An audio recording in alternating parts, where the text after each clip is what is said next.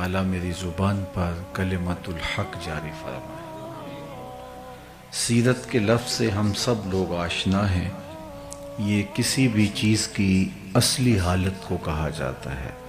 قرآن مجید میں حضرت موسیٰ علیہ السلام کے سامنے جادوگروں کی رسیوں کو پھینکنے کا واقعہ موجود ہے، اور جب وہ منو ٹنوں کے حساب سے رسیاں ڈالتے ہیں اور وہ سانپ بنتے ہوئے دکھائی دیتے ہیں، تو اللہ جل شانہ نے حضرت موسیٰ علیہ السلام اس کی ایکو اگر کم کر دیں اور آواز بھی بے شک کم ہو جائے، تو حضرت موسیٰ علیہ السلام کو کہا کہ تم اپنا عصا پھینک دو، تو وہ اژدہا بن گیا، اور جتنی بھی رسیاں ڈالی گئی تھیں ان سب کو اس اژدہا نے نگل لیا۔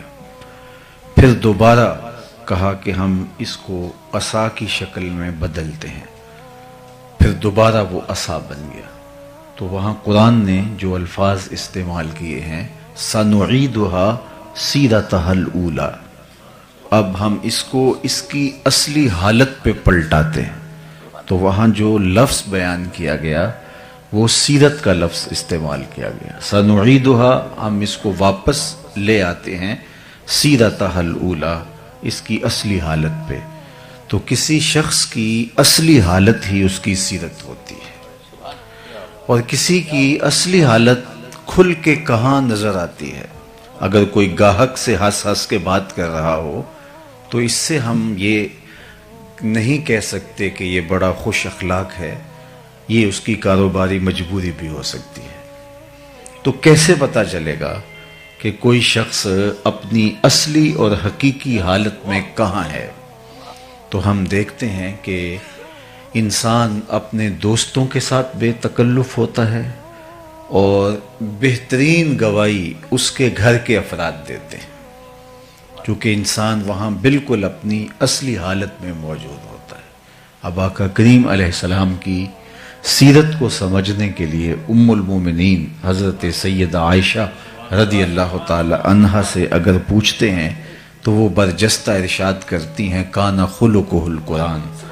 اگر حضور کی سیرت سمجھنی ہے تو قرآن کھول کے بیٹھ جاؤ، جہاں جہاں قرآن روکتا ہے وہاں حضور کو آپ نہیں دیکھو گے، اور جہاں قرآن کسی کام کے کرنے کا حکم دیتا ہے تو آپ دیکھو گے کہ حضور اس کو بطریق احسن ادا کر رہے ہیں۔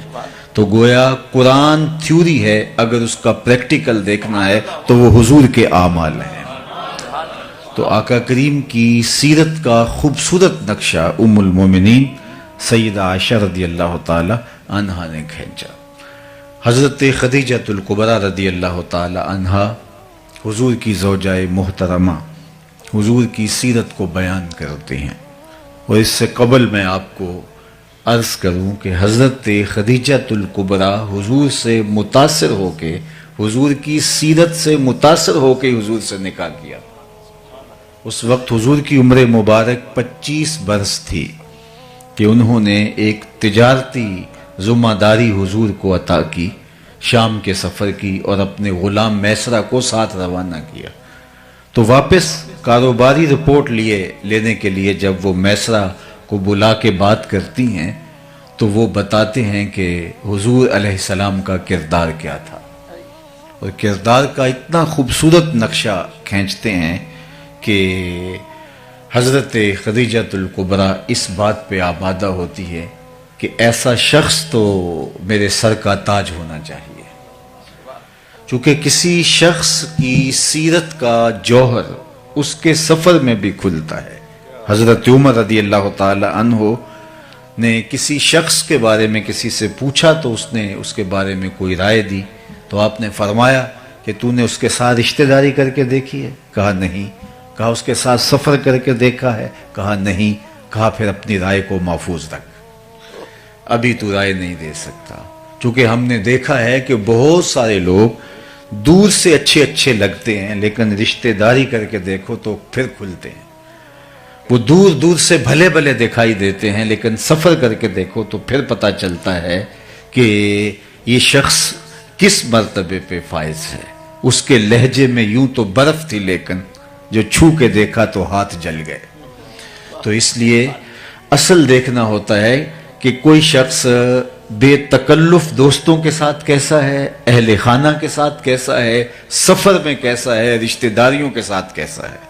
اب میسرہ جس نے سفر کیا ہے وہ اس انداز سے حضور کی سیرت کا نقشہ کھینچتا ہے کہ حضرت خدیجہ الکبریٰ حضور علیہ السلام کو اپنا سرتاج بنا لیتی ہیں، حضور سے نکاح کر لیتی ہیں، اور پھر انہوں نے حضور کو جب اور قریب ہو کے دیکھا اور نیڑے ہو کے دیکھا تو پھر حضور کی سیرت کا نقشہ ام المومنین حضرت خدیجہ الکبریٰ نے جو ہے ہمارے سامنے رکھا ہے۔ اس آئینے کے اندر ہم آقا کریم علیہ السلام کی سیرت کی ایک جھلک دیکھ سکتے ہیں، اور اس سیرت کو اپنے اوپر ہم کس طرح نافذ کر سکتے ہیں، اور ہم اپنے آپ کو پیش کر کے اس آئینے کے سامنے اپنی صورت بھی دیکھ سکتے ہیں۔ یہی مختصر گفتگو ہے، اور میری گفتگو اپنے اختتام کو پہنچ جائے گی۔ جب پہلی وحی کا نزول ہوا تو ظاہر ہے اس کے اثرات حضور کے قلب اطہر پہ آئے۔ قرآن تو پہاڑوں پہ نازل ہو تو وہ بھی ریزہ ریزہ ہو جائے، یہ تو حضور کا قلب اطہر تھا جو سہار گیا۔ لیکن پھر بھی حضور جب گھر تشریف لائے تو حضور نے فرمایا یا خدیجہ زملونی، مجھے سردی کا احساس ہو رہا ہے۔ انہوں نے شال حضور کے کندھوں پہ رکھی اور حضور علیہ السلام نے کچھ ارشاد کیا تو ام المومنین نے کہا کلا واللہ ما یخزیک اللہ ابدا، آپ کو آپ کا رب کبھی بھی بے آبرو نہیں ہونے دے گا۔ کیوں؟ اب یہ برجستہ حضور کی سیرت کے عناوین سامنے رکھتی ہیں، اور جب کسی شخص کے بارے میں رائے پوچھی جائے تو انسان اس کے بہت قریب بھی ہو تو اس کی وہی خوبیاں بیان کرتا ہے جو اس نے بکثرت دیکھی ہوں، ورنہ کسی کے بارے میں رائے پوچھی جائے تو وہ 2 لمحوں کے لیے سوچتا ہے، غور و تأمل کرتا ہے اور پھر کوئی رائے قائم کرتا ہے۔ لیکن جو خوبیاں تسلسل کے ساتھ نظر سے گزرتی رہیں تو وہ انسان بلا تأمل بغیر کسی تردد کے بیان کر دیتا ہے۔ جب آقا کریم نے کہا کہ مجھے اپنی جان کا اندیشہ ہے تو ام المومنین نے کہا آپ پریشان نہ ہوں، کلا واللہ ما یخزیک اللہ ابدا انک لتصل الرحم وتحمل الکلا وتکسب المعدوم وتقری الضیف وتعین علی نوائب الحق، اور ایک روایت میں وتصدق الحدیث۔ تو حضور کے یہ نمایاں 5 یا 6 وصف انہوں نے بیان کیے، کہا کہ آپ پریشان نہیں ہوں، آپ کا رب آپ کو کبھی بھی جو ہے وہ آپ کی شان میں فرق نہیں آنے دے گا، اس لیے کہ آپ کا وصف نمایاں یہ ہے کہ آپ رشتہ داروں کے ساتھ سلوک اچھا کرتے ہیں۔ چونکہ سب سے پہلا دائرہ جو ہمارے ارد گرد کھینچا ہوا ہے وہ ہمارے رشتہ داروں کا ہے، اس کے بعد پھر آگے چلتے ہیں۔ تو یہیں سے دیکھ لیں کہ کوئی کیسا ہے۔ کسی شخص کو دیکھنے کے لیے، پرکھنے کے لیے یہی اندازہ کرنا ہوتا ہے کہ اپنے رشتہ داروں کے ساتھ اس کا رویہ کیا ہے۔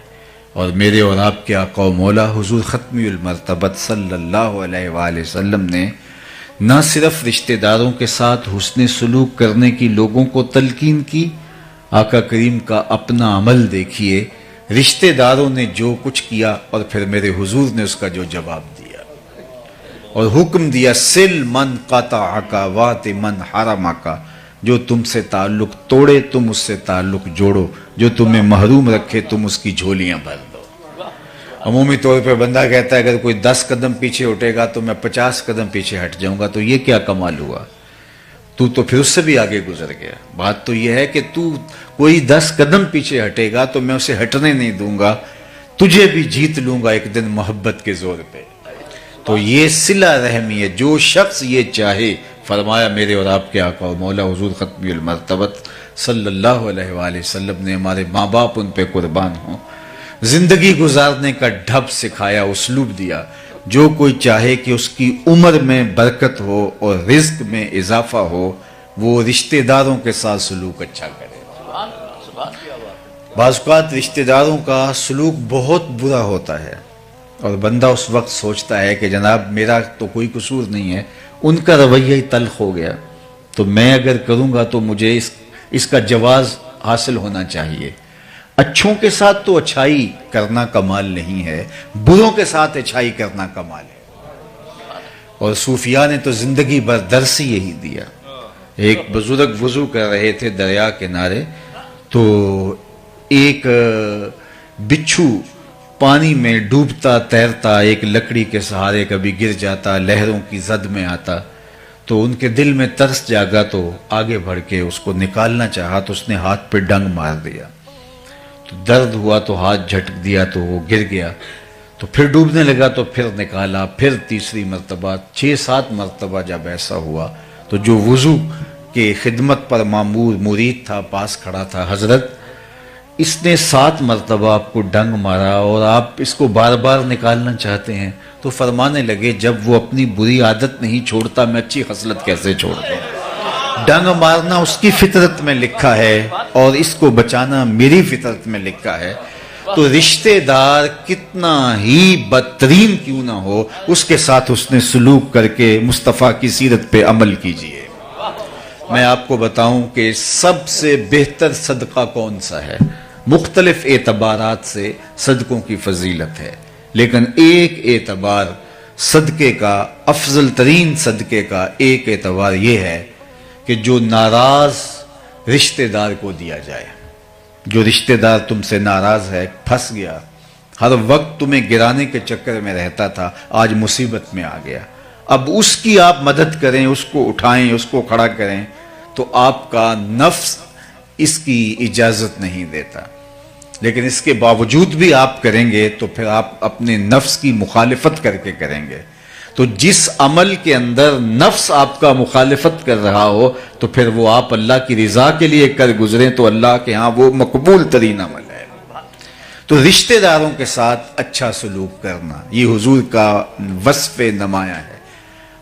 مکہ المکرمہ فتح ہوتا ہے تو جن لوگوں نے حضور علیہ السلام کو اذیتیں دی تھیں، کانٹے بکھیرے تھے، گڑھے کھودے تھے، راستے کے اندر اذیتیں کھڑی کی تھیں، اوجریاں ڈالی تھی، کیا کیا مصائب نہیں کھڑے کیے تھے، آج سب کو اپنا کیا دھرا یاد آ رہا ہے اور سب تھر تھر کانپ رہے ہیں کہ آج فاتح بن کے مکے میں داخل ہوئے ہیں تو ہمارے سر اتر جائیں گے۔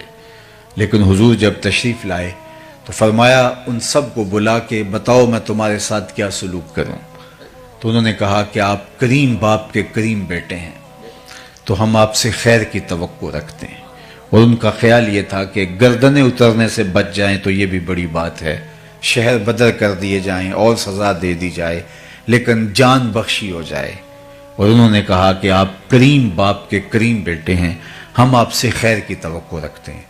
تو میرے اور آپ کے آقا و مولا نے جو جواب دیا ان کی آنکھیں کھلی کی کھلی رہ گئیں، ان کو یہ توقع نہیں تھی جو حضور علیہ السلام نے فرمایا، اذهبوا انتم الطلقاء، جاؤ تم سب آزاد ہو، اور آج میں تمہیں وہی کہوں گا جو میرے بھائی یوسف نے اپنے بھائیوں سے کہا تھا، لا تثریب علیکم اليوم، اللہ اکبر۔ تو یہ تھا حضور کا رویہ، یہ تھا حضور کا رشتہ داروں کے ساتھ اس نے سلوک، خون کے پیاسوں کو قبائیں دی، اللہ اکبر۔ اور فتح مکہ کے موقع پر آپ تاریخ پڑھیں، کچھ لوگوں کے بارے میں حضور نے معافی نہیں دی، یہ وہ بدترین لوگ تھے کہ جنہوں نے بہت اذیت پہنچائی تھی، ان میں ابن خطل تھا، اس کی لونڈیاں جو ہے وہ ارنبا اور اس طرح اور کچھ لوگ تھے، ایک شاعر تھے کعب بن زہیر، تو ان کے بارے میں بھی سخت حکم دیا، من لقی منکم کعب بن زہیر فلیقتلہ، تم میں سے کسی کو بھی کعب بن زہیر ملے تو اسے چھوڑنا نہیں، اسے قتل کر دینا ہے، سخت حکم دیا حضور نے۔ اب ابن خطل بھی مارا گیا، کعبے کے پردے میں چھپ گیا تھا، وہاں سے نکال کر کے چاہے زمزم اور مقام ابراہیم کے درمیان اس کو کاٹا گیا، اور باقی اس کی لونڈیوں کو بھی، لیکن یہ بھاگ گیا۔ تو اس کے بھائی نے اس کو پیغام بھیجا کہ تو حضور علیہ السلام کے غلاموں کی نظروں سے کب تک بچتا رہے گا، آخر کسی دن تو ان کے ہتھے چڑھے گا اور وہ تجھے چھوڑیں گی نہیں، چونکہ تیرا مشخص کر کے نام حضور نے ذکر کیا ہے، گلی گلی میری یاد بچھی ہے، پیارے رستہ دیکھ کے چل، مجھ سے اتنی وحشت ہے تو میری حدوں سے دور نکل، کدھر بھاگے گا۔ اس نے کہا کہ پھر میں کیا کروں، کہا کہ تو کسی طرح حضور کی خدمت میں خود حاضر ہو جا اور معافی طلب کر لے، مجھے امید ہے وہ معاف کر دیں گے۔ آرڈر بہت سخت ہے، اور آقا کریم علیہ السلام کی خدمت میں وہ اس طرح حاضر ہوا کہ فجر کا وقت تھا، ابھی اندھیرا چھایا ہوا تھا، حضور مسجد میں تشریف فرما تھے، اس نے چہرے پہ کپڑا لپیٹا اور آقا کریم کے قریب آ کے بیٹھ گیا۔ اس کا خیال یہ تھا کہ میں بات چھیڑتا ہوں، اگر کوئی راستہ ملتا ہے تو میں بتاؤں گا کہ میں کعب بن زہیر ہوں، اور اگر نہیں راستہ ملتا تو کسی پتلی گلی سے نکل جاؤں گا، اور حاضر ہو کے کہتا ہے جناب اگر ہم کعب بن زہیر کو ڈھونڈ لائیں تو آپ معاف کر دیں گے؟ تو آقا کریم نے مسکرا کے کہا کعب تو آج گیا ہے، جا میں نے معاف کر دیا۔ اس کو تو توقع بھی نہیں تھی، تو بولا کہ حضور جس زبان سے آپ کی ہجو کہتا رہا، آج اسی زبان سے آپ کی نعت کہنا چاہتا ہوں۔ تو فرمایا ممبر بچھ لینے دو، لوگ بھی جمع ہو گئے، اور کعب بن زہیر نے اپنا مشہور قصیدہ بانت سواد کہا، جسے قصیدہ بردہ بھی کہا جاتا ہے۔ ایک تو امام بوصیری کا قصیدہ بردہ ہے، لیکن اس قصیدے کو بھی قصیدہ بردہ اس لیے کہا جاتا ہے، جب انہوں نے قصیدہ مکمل کیا تو حضور نے چادر پیش کی، تو لیکن اس کا مشہور نام قصیدہ بانت سواد ہے۔ تو اس نے ممبر پہ کھڑے ہو کے جو کہا ذرا سنیے، اتیت عند رسول اللہ معتذرا والعذر عند رسول اللہ مقبول۔ لوگوں معافی مانگنے آیا تھا، یہاں آ کے پتہ چلا نبی تو ہے ہی بندہ نواز۔ اور آگے کیا کہتا ہے، ان الرسول لنور یستضاء بہ مہند سیف من سیوف الہند مسلول۔ بے شک بغیر کسی شبے کے اللہ کا نبی نور ہے، ایسا نور جس سے زمانہ چمک رہا ہے، جس نور سے لوگ بھی فیضیاب ہو رہے ہیں، ہندوستان کے لوہے کی تنی ہوئی تلوار ہے۔ صلابت میں، سختی میں ہندوستان کا لوہا معروف تھا، تو اس لیے انہوں نے کہا ہندوستان کے لوہے کی تنی ہوئی تلوار ہے۔ تو حضور نے اس شعر میں اصلاح دی، کہا مجھے ہندوستان کے لوہے کی تلوار نہ کہو، مجھے اللہ کی تلوار کہو۔ اللہ اکبر۔ تو جو دشمن تھے، جنہوں نے اذیتیں دیں، تکلیفیں دیں، اللہ کے محبوب علیہ السلام نے ان کے لیے کس قدر دامن رحمت کو شادہ فرمایا، اور رشتہ داروں کے ساتھ جو حضور نے سلوک کیا، جس طرح معافی کا عام اعلان کیا، خون کے پیاسوں کو قبائیں دیں، یہ حضور کا ہی طریق ہے۔ تو میں اور آپ اپنے اندر اتر کے دیکھیں، ہم اس نبی کے ماننے والے چھوٹی چھوٹی بات پر اختلاف کی انا کی دیواریں کھڑی کر لیتے ہیں، اور پھر اپنی نسلوں کو بھی ان دیواروں کے آگے، ان دیواروں کے اطراف میں کھڑا کر کے ہمیشہ کے لیے راستہ بند کر دیتے ہیں۔ جو خون کے پیاسے تھے، جو چراغ حیات بجھا دینا چاہتے تھے، جب نبی علیہ السلام غالب آئے تو حضور نے ان کو بھی معاف کر دیا، اور بغیر کسی شرط کے معاف کر دیا۔ تو پہلا حضور کا وصف جو ام المومنین نے بیان کیا، انک لتصل الرحم، اور دوسرا وصف بیان کیا وتحمل الکل، جس کا کوئی بوجھ اٹھانے والا نہیں، اس کا بوجھ آپ اٹھاتے ہیں۔ اللہ اکبر۔ ضرورت مندوں کے آپ کام آتے ہیں۔ حضور اس وقت بھی لوگوں کے کام آتے تھے جب حضور کی عمر بچپنے کی تھی۔ اللہ اکبر۔ حضور غریب ہو کے بھی غریب پرور تھے، ظاہری غربت، ورنہ تو حضور جیسا امیر کون ہو سکتا ہے۔ یہ وہ اس کہانی کی بات کر رہا ہوں کہ مال کے کونین ہیں، گو پاس کچھ رکھتے نہیں، دو جہاں کی نعمتیں ہیں ان کے خالی ہاتھ میں، یتیم ہو کے یتیم پرور ہیں۔ حضور علیہ السلام کہ چچا جناب ابو طالب کے پاس لوگ آئے اور کہا کہ جناب بارش نہیں ہو رہی اور آپ اولاد اسماعیل سے ہیں، تو اللہ کی بارگاہ میں بارش کی دعا کیجئے۔ تو انہوں نے کہا آپ صحن حرم میں پہنچو، میں بھی آتا ہوں، اور اللہ کی بارگاہ میں ہم سب مل کے عرض کرتے ہیں۔ تو لوگ صحن حرم میں جمع ہوئے۔ حضور علیہ السلام کی عمر پاک اس وقت تھی 8 سال یا 9 سال، تو آقا کریم کو ساتھ لیا اور کعبۃ اللہ کی دیوار کے ساتھ آقا کریم کو یوں کھڑا کیا کہ حضور کی پشت کعبے کی دیوار سے مس ہو رہی تھی، کعبے کی دیوار سے چھو رہی تھی، اور رخ لوگوں کی طرف تھا۔ تو حضور کے چچا نے ہاتھ پھیلا کے کہا مالک اس گوری رنگت والے کے صدقے بارش ڈال دے۔ تو کہتے ہیں لوگ گھروں میں بھیگ کے گئے۔ پھر وقت گزرتا گیا، اعلان نبوت جب ہوا تو کفار نے حضور کے خاندان کو شعب ابی طالب میں محصور کر دیا، 3 سال تک محصوری کا زمانہ کاٹا، کھانا نہیں جانے دیتے تھے، پانی نہیں پینے کی ضروریات باہم نہیں پہنچنے دیتے تھے، معاہدہ لٹکایا تھا چمڑے کے اوپر لے کر کعبۃ اللہ کی دیوار کے ساتھ، تو کوئی غلہ بھی بیچنے آتا باہر سے راستے میں خرید لیتے، ان تک غلہ بھی نہ پہنچنے دیتے۔ اہل حق کے لیے یہ مشکلیں شروع سے ہیں۔ اللہ اکبر، اسلام کی تاریخ یہاں سے شروع ہوتی ہے۔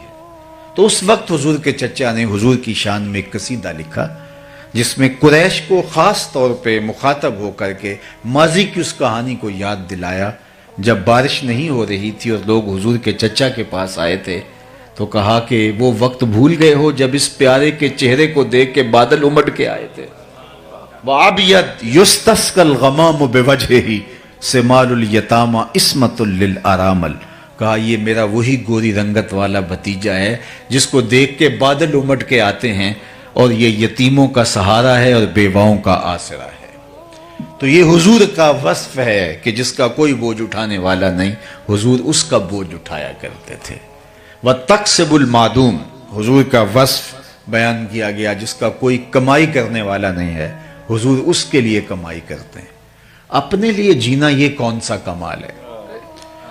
یہ بات ذہن میں رکھیے کہ رزق کمانا 3 نیات کے استحضار کے ساتھ عین دین ہے، اگر وہ رزق حلال ہو، اور اگر وہ رزق حلال نہیں ہے تو نیات جتنی بھی اچھی ہوں پھر بھی بربادی ہے، یا جو ہے وہ رزق حلال ہے لیکن نیات اور ہیں جن کو شریعت نے پسند نہیں کیا تو پھر بھی سراسر بربادی ہے۔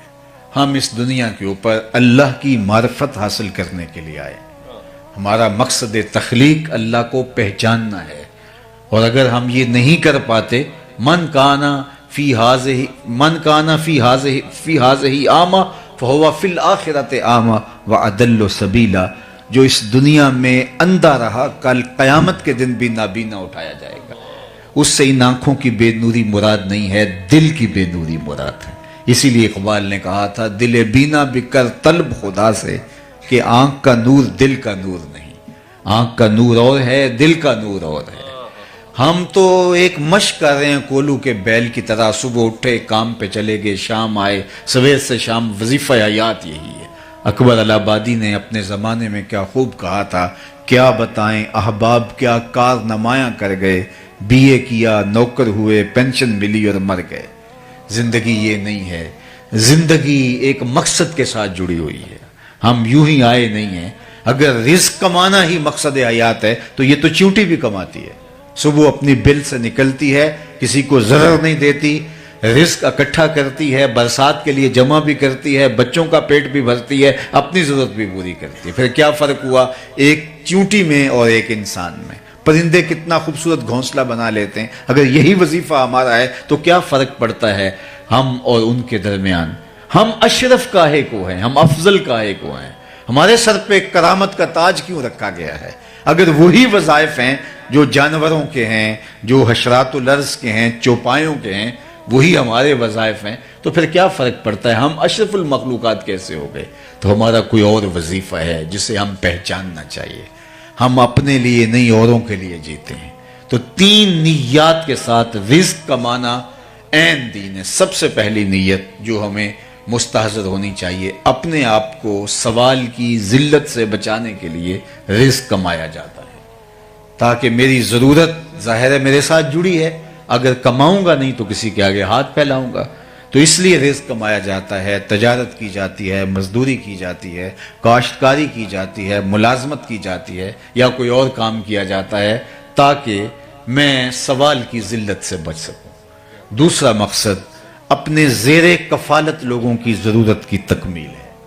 جو میرے زیر کفالت ہیں، بچے ہیں، بیوی ہے، والدین ہیں بوڑھے، اور اگر بہن بھائی ذمے ہیں تو ان کی ضرورت کی تکمیل کے لیے رزق کمایا جاتا ہے، چونکہ وہ ہمارے ذمہ فریضہ عائد ہوتا ہے۔ یہ دوسرا مقصد ہے۔ تیسرا مقصد رزق کمانے کا یہ ہے، اللہ مجھے اور میرے زیر کفالت لوگوں کی ضرورت سے زیادہ دے دے تو میں معاشرے کے ان لوگوں کی ضرورت پوری کروں گا جو کسی وجہ سے اپنی ضروریات کی تکمیل نہیں کر پاتے، کثیر العیال ہیں، اپاہج ہیں، کمزور ہیں، اور کوئی اور ان کو عذر لاحق ہے جس کی وجہ سے وہ اپنی ضرورت پوری نہیں کر سکتے. کہتے ہیں ان 800 احادیث کا میں نے ایک اور خلاصہ تیار کیا تو میرے پاس رہ گئی 4 حدیث. اللہ اکبر. یہ حضور کا نمایاں وصف ام المومنین حضرت خدیجۃ الکبریٰ نے بیان کیا. جب نکاح ہوتا ہے حضرت خدیجہ کے پاس تو بہت سارا مال وہ حضور کی خدمت میں ڈھیر کر دیتی ہیں کہ حضور اب یہ میرا نہیں رہا آپ کا ہے.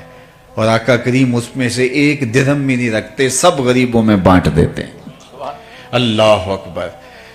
چوتھا وصف حضور کا بیان فرمایا کہ بتکر الضیف, آپ مہمان نوازی کرتے ہیں, اعلیٰ درجے کے مہمان نواز ہیں. اللہ اکبر. مہمان اپنی قسمت کا رزق ساتھ لے کے آتا ہے اور برکت چھوڑ کے جاتا ہے. اور اسی لیے جو ہے وہ یہ اچھا لگتا ہے کہ لوگوں کو کھلایا جائے. حضرت شاہ شاہاں میر میراں پیر پیراں حضرت سیدنا شیخ عبد القادر الجیلانی علیہ رحمہ و رضوان فرماتے ہیں آدھا فقر بھوکوں کو کھانا کھلانا اور برہنہ بدن لوگوں کو لباس پہنانا ہے. باقی جتنے بھی ریاستیں عبادتیں دیگر اعمال وہ آدھے میں آتے ہیں. تو اسی لیے وہ یہ پنجابی کا کلام پڑھ رہے تھے تو مجھے حوصلہ ہو گیا میں بھی کوئی پنجابی کا شعر پڑھ لوں. تو اس پر ہمارے پنجابی شاعر بابا بلے شاہ نے کہا تھا اٹ کھڑک کے دکڑ وجے تتا ہوئے چلہ. وہ کھانے پہ لوگوں کو بانٹنے میں مہمان نوازی کے حوالے سے انہوں نے قلم توڑ دیا. اٹ کھڑک کے دکڑ وجے تتا ہوئے چلہ آن فقیر کھا کھا جامن راضی ہوئے بلا. تو فقیر کو اچھا لگتا ہے کہ اس کا لنگر چلتا رہے اور لوگ آتے رہیں اور کھاتے رہیں. تو کہا وَتَّقْرِ الضَّيْفَ, اور حضور کا ایک وصف بیان کیا ام المومنین نے وَتَصْدُقُ الْحَدِيث, آپ ہمیشہ سچ بولتے ہیں. اور آپ کو عرض کروں یہ آپ سب جانتے ہیں کہ ابھی حضور نے نبوت کا اعلان بھی نہیں کیا, صادق اور امین پہلے کہلائے. یہ کردار ہے. میں یہاں آپ سے عالی مرتبت سادات کرام کی موجودگی میں عرض کرنا چاہوں گا, آپ میں سے کچھ لوگ بلڈر بھی ہیں, اگر کسی کو ٹھیکہ دیا جائے کہ یہ اتنا بڑا گھر بنانا ہے اور اس کی مدت دی جائے 1 سال تو آپ کہیں گے یہ بہت مشکل ٹارگٹ ہے. اتنا بڑا گھر بنانا ہے, 6 کنال کا, 10 کنال کا, 1 ایکڑ کا, 2 ایکڑ کا گھر بنانا ہے اور 1 سال میں مکمل کرنا ہے. تو ہاں جی 1 سال میں کرنا. آپ کہتے ہیں ٹھیک ہے ہم کر لوں گا, اپنا حساب لا کے بتا دیتے ہیں, لیکن وہ آپ کو شروع ہی نہیں کرنے دیتا. 1 سال میں پہلے 8 مہینے وہ شروع ہی نہیں کرنے دیتا.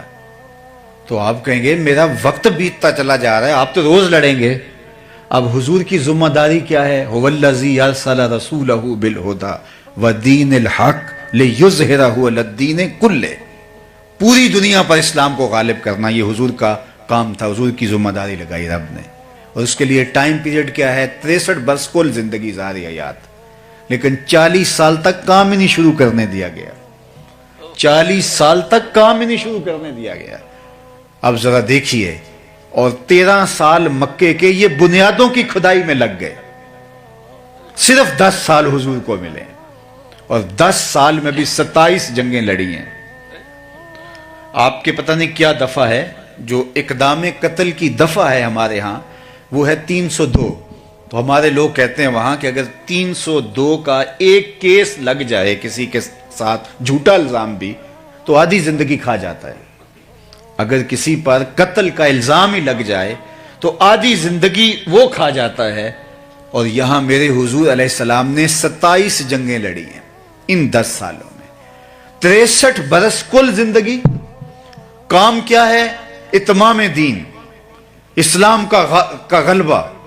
اللہ اکبر. اور اس کے میں 40 سال تک اعلان نبوت بھی نہیں حضور نے کیا اور 13 سال کھدائی میں گزار دیے.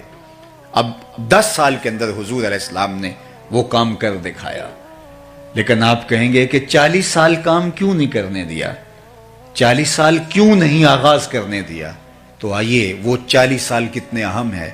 جب حضور اعلان نبوت کیا تو سب لوگوں کو جبل صفا پہ بلایا اور بلا کے جب حکم ہوا وَأَنذِرْ عَشِيرَتَكَ الْأَقْرَبِينَ, کہ قریبیوں کو پہلے آپ سمجھاؤ اور ان کو بلاؤ، تو ان کو تنذیر کرو۔ تو حضور نے ان کو بلایا اور کہا لوگوں اگر میں کہوں پہاڑ کی اس جانب سے ایک لشکر آ رہا ہے جو تمہیں تاخت و تاراج کر کے رکھ دے گا تو میری بات مان لو گے؟ تو انہوں نے کہا دیکھیں گے، نظر آیا فبہا، نہ نظر آیا تو پھر بھی کہیں گے ہم اندھے ہیں آپ سچے ہو۔ آپ کی صداقت پہ اتنا یقین ہے۔ تو فرمایا کہ اگر تم مجھے اتنا سچا مانتے ہو تو پھر مان لو اللہ ایک ہے۔ تو وقتی طور پہ انہوں نے گو انکار کیا۔ ابو لہب نے کہا تبا لک ہنالک سائر الیوم لہذا جمعتنا، لیکن یہ وقتی طور پہ تھا، لیکن سوچنے پہ مجبور ہو گئے جو کل جھوٹ نہیں بولتا تھا آج جھوٹ کیوں بولے گا۔ تو حضور علیہ الصلوۃ والسلام کی دعوت کو مضبوط ان 40 سالوں نے کیا ہے۔ تو اس لیے میں اور آپ دیکھیں کہ ہمارا کردار کیسا ہے۔ اس لیے میں کتنی بھی اچھی تقریر کر لوں، لیکن اگر میرا کریکٹر اچھا نہیں ہوگا، میرا کردار اچھا نہیں ہوگا، تو آپ کو وہ معلوم ہوگا، تو میرے لفظ آپ سنیں گے، اس کی شاید لذت بھی لے لیں، لیکن وہ آپ کے دل میں نہیں اتریں گے۔ لیکن میرا اگر کردار مضبوط ہے تو میرے لفظ اتنے مضبوط نہ بھی ہوں۔ اشہد بلال عند اللہ اشہد، بلال کا اشہد بھی اشہد مان لیا جاتا ہے۔ تو یہاں یہ نہیں دیکھا جاتا، کردار دیکھا جاتا ہے۔ اس لیے میرے حضور علیہ السلام ابھی اعلان نبوت نہیں کیا، ابھی پہلی وحی نازل ہوتی ہے۔ یہ حضور کی سیرت کی گواہی حضور کی زوجہ دے رہی ہیں، کہتے ہیں سارا زمانہ مان جائے، بیوی نہیں مانتی، گھر والی نہیں مانتی۔ لیکن یہاں کہانی دیکھیے کہ حضور نے جب کچھ خدشے کا اظہار کیا تو یہ زوجہ محترم بول رہی ہے اِنَّكَ لَتَصِلُ الرَّحِمَ وَتَحْمِلُ الْكَلَّ وَتَكْسِبُ الْمَعْدُومَ وَتَقْرِي الضَّيْفَ وَتَصْدُقُ الْحَدِيثَ۔ حضور آپ کی زبان سے کبھی ہم نے جھوٹ سنا ہی نہیں ہے۔ صادق بھی آپ ہیں، امین بھی آپ ہیں۔ قریش مکہ نے حضور کو صادق اور امین کہا۔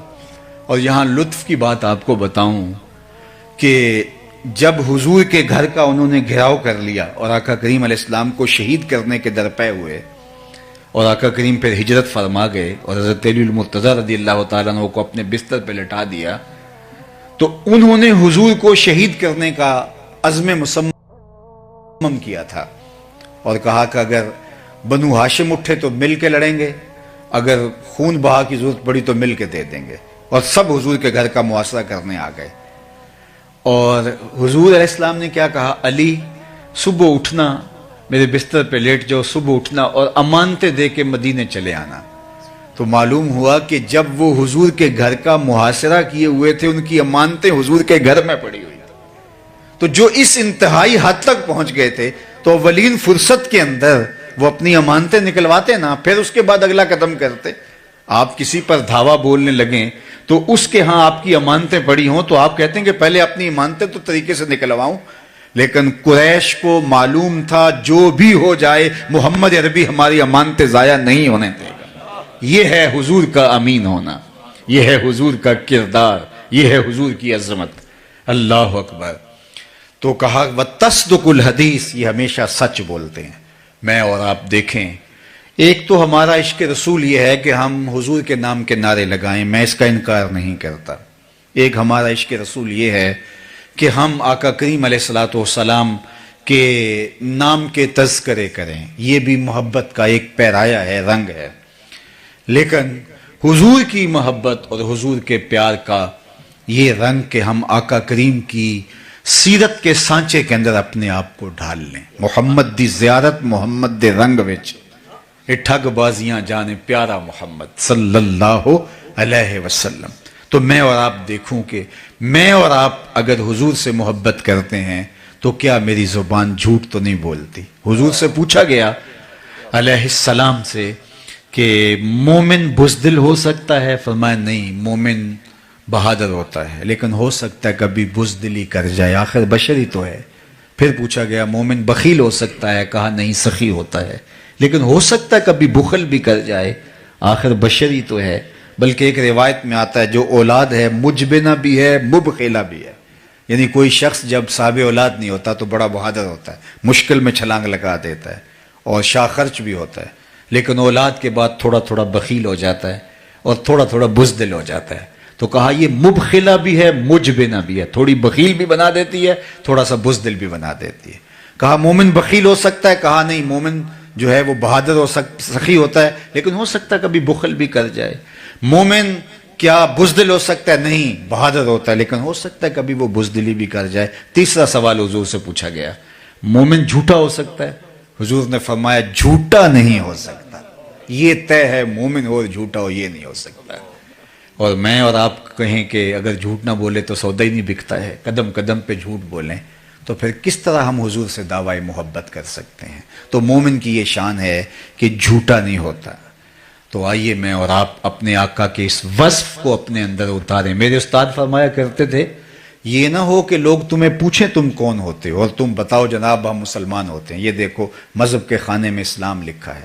آپ فرمایا کرتے تھے صاحب نہ کسی کو پوچھنے کی نوبت آئے نہ تمہیں بتانے کی ضرورت ہو، تمہارا کردار ایسا ہو تم دور سے چلے آ رہے ہو، لوگ کہیں وہ دیکھو حضور کا غلام آ رہا ہے۔ نور آنکھوں میں تو چہروں پہ اجالے ہوں گے، مصطفیٰ والوں کے انداز نرالے ہوں گے، دنیا میں بھی ان کے دم سے مقدر چمکا، محشر میں بھی ان کی رحمت کے حوالے ہوں گے۔ تو آئیے میں اور آپ ان کی محبت کا ادعا رکھتے ہیں، کمزوریاں ہیں ہمارے اندر، ان کمزوریوں کو دور کریں اور اپنے آقا کے اوصاف کا عکس اپنے سینے کے اندر اتار لیں تاکہ ہم آقا کے غلام نظر آئیں، آقا کے نوکر نظر آئیں، عکس نظر آئے حضور علیہ السلام کی سیرت کا ہماری زندگی پر، ہمارے شب و روز پر۔ آخری بات جو ام المومنین نے حضور علیہ السلام کے لیے کہی کہ وَتُعِينُ عَلَى نَوَائِبِ الْحَقِّ، کہ جب کوئی حق پہ ہوتا ہے اور کوئی اس کی مدد کرنے والا نہیں ہوتا اور ہم سمجھتے ہیں اس کے ساتھ آپ کھڑے دکھائی دیتے ہیں۔ سچائی کے ساتھ کھڑے ہو جانا، حق اور حقانیت کے ساتھ ڈٹ جانا، یہ بعض اوقات ایسی صورتحال ہوتی ہے کہ بہت ہی مشکل ہو جاتا ہے، لیکن جو پیغمبر نبی رحمت صلی اللہ علیہ وآلہ وسلم کی سیرت کا سبق ہمارے لیے وہ یہی ہے کہ ہر صورت کے اندر آپ حق اور حقانیت کا ساتھ دو اور اس کے ساتھ کھڑے ہو کر کے اس کو تقویت فراہم کرو، اس کو طاقت دو، اس کو توانائی دو۔ اگر حق اور حقانیت کے ساتھ آپ نہ کھڑے ہوئے تو اس کی حوصلہ شکنی ہوگی اور جبر ظلم غالب آ جائے گا، اور جب ظلم اور جبر غالب آ جاتا ہے تو پھر معاشرتیں برباد ہو جاتی ہیں۔ تو یہ 6 نمایاں وصف حضرت ام المومنین سیدہ عائشہ رضی اللہ، حضرت خدیجہ الکبریٰ رضی اللہ تعالی عنہا نے بیان کیے۔ اس آئینے کے اندر ہم اپنے آپ کو دیکھنے کی کوشش کریں کہ اس آئینے میں ہمارا چہرہ کیسے دکھائی دے رہا ہے، واضح دکھائی دے رہا ہے، شفاف لگ رہا ہے، یا دھندلا دکھائی دے رہا ہے، یا ایسا ہے کہ ہمیں اس آئینے میں اپنا آپ دکھائی ہی نہیں دے رہا، ہم اور ہیں آئینے پیمبر اور ہے، جو اقبال نے کہا تھا دل مسلمان ہے تیرا نہ میرا، تو بھی نمازی میں بھی نمازی۔ اس آئینے میں ہمیں اپنا آپ نظر ہی نہیں آ رہا، عکس ہی نظر نہیں آ رہا، ہمارے طرز طور طریقے، انداز حیات اور زندگی کے تہور ہی کچھ اور ہیں اور ہمارے آقا کی سیرت کچھ اور ہے۔ اگر دھندلی تصویر اپنی نظر آتی ہے تو اس کو واضح کرنے کی کوشش کریں۔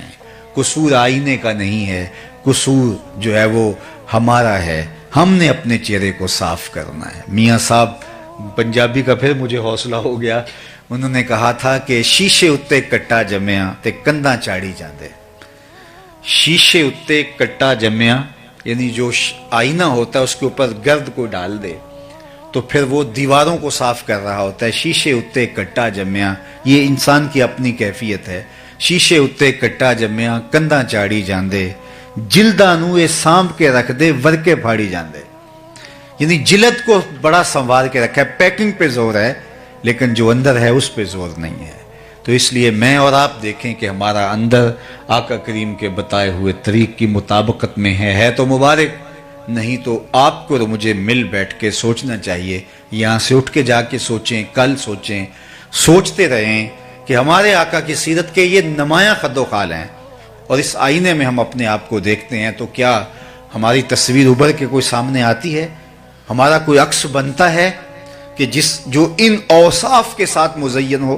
اگر بنتا ہے تو مجھے آپ کو مبارک ہو، اور اگر نہیں بنتا تو ان عالی مرتبت ہستیوں کی دعا سے ہم اللہ کی بارگاہ میں عرض کرتے ہیں کہ اللہ ہمیں اپنے آقا و مولا حضور ختم المرتبت کی سیرت کا عکس نصیب فرما دے، جو ہمیں دیکھے اسے مصطفیٰ جان رحمت یاد آئیں۔ اور ہمارے اسلاف ایسے ہی تھے۔ محمد بن حضرت امام محمد رضی اللہ تعالی عنہ، محمد بن حسن الشیبانی بہت خوبصورت تھے، بہت وجیح تھے۔ تو جب وہ بصرہ آئے نا تو کوئی شخص امام محمد سے مناظرہ کرنے آیا، عیسائیوں کا پادری تھا۔ اس نے کہا میں مسلمانوں کے امام سے مناظرہ کروں گا۔ کسی نے کہا ایسے سوال کروں گا کہ وہ چکرا جائے گا، کسی نے کہا میرے اعتراضات کا تو جواب ہی نہیں دے سکے گا، کسی نے کہا اس کے سوالوں پر ایسے سوال اٹھاؤں گا کہ وہ چکرا کے رہ جائے گا۔ لیکن امام محمد ظاہر اور باطن حضور علیہ الصلوۃ والسلام کی سیرت کے سانچے میں ڈلے ہوئے تھے۔ جو ہی آئے، نورانی چہرہ اور سر پہ سفید امامہ اور سنت کا جسم پہ جامہ، گھوڑے پہ سوار، اور جو ہی تشریف لائے تو وہ جو مناظرہ کرنے کھڑا تھا اس کے لبوں پہ کلمہ جاری ہو گیا۔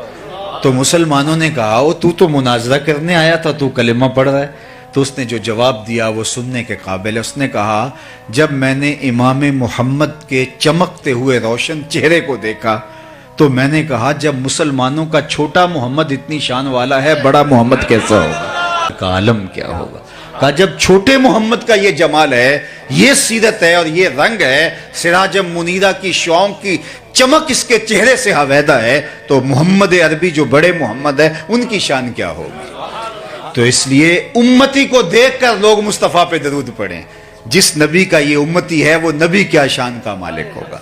لیکن جب ہم کسی سے دھوکہ کریں گے، جب کسی کو 2 نمبر مال دیں گے، کسی سے جھوٹ بولیں گے، کسی کو فراڈ کریں گے، تو پھر لوگ کہیں گے یہ مسلمان ہوتا ہے، تو بات کہاں تک جائے گی۔ اس لیے ہمیں ان کی سیرت کے سانچے میں اپنے آپ کو ڈھال کر کے اس نقشے کے اندر اپنے آپ کو لانا ہوگا کہ دور سے پہچانے جائیں کہ ہم محمدی ہوتے ہیں، ہم حضور کے غلام ہوتے ہیں، ہم حضور علیہ الصلوۃ والسلام کے نوکر ہوتے ہیں۔ چوں بنا میں مصطفیٰ خانم درود، از خجالت آب می گردد وجود، عشق می گوید کے محکوم غیر، سینائے تو از بتا مانند دیر، تا نداری از محمد رنگ و بو، بر زبان خود میالہ نام ہو۔ اقبال کہتے ہیں اگر تو وہ عادتیں اختیار نہیں کر سکتا تو اپنی زبان سے ان کے نام کو میلا نہ کرنا۔ ان کا نام لیا ہے تو پھر لاج بھی رکھنی ہے، دور سے پتا چلے یہ حضور کا غلام ہوتا ہے، یہ حضور کا نوکر ہوتا ہے۔ اب اس پر صرف ایک بات عرض کر کے میں اجازت چاہوں گا۔ قریش مکہ نے بہت تنگ کیا اہل ایمان کو، تو حضرت ابو بکر ایک دن اکتا گئے اور مدینہ المنورہ مکہ المکرمہ چھوڑ کے باہر جانے لگے۔ تو راستے میں ان کو ابن الدغنہ ملتا ہے جو قریش کا سردار تھا۔ تو اس نے کہا ابو بکر کدھر جا رہے ہو؟ کہا کہ میں واپس جا رہا ہوں، مکے کو چھوڑ کر، مکے کے لوگوں نے زندگی جیرن کر دی ہے، تو ایسے شہر میں نہیں رہنا چاہتا۔ تو اس نے کہا نہیں ابو بکر تم واپس آؤ، تمہارے جیسے لوگ اگر شہر سے چلے جائیں تو شہروں کی رونقیں ختم ہو جائیں گی۔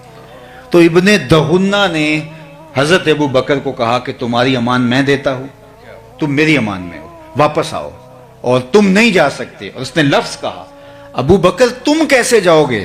انک لتصل الرحم وتحمل الکلہ وتکسب المعدوم وتقری الضیف وتصدق الحدیث وتعین علی نوائب الحق۔